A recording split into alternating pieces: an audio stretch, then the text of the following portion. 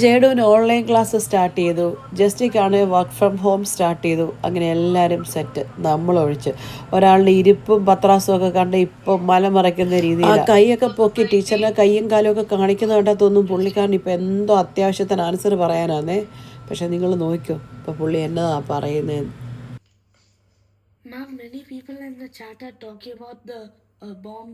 It just came like when you were talking. എങ്ങനെ ഇരിക്കുന്നു?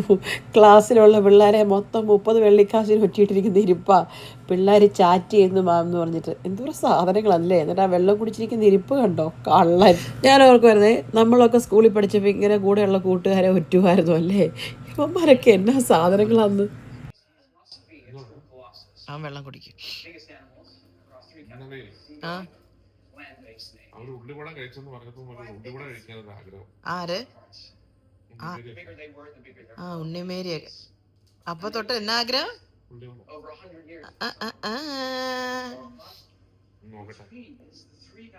ഇനി അത് ഉള്ളിവട ഒന്ന് ഓർഡർ വാങ്ങിക്കണ്ട ജസ്റ്റ്. ആ സൊമാറ്റോ ഡെലിവറിക്കാര് ബൈക്കാ വേണ്ട വരാൻ.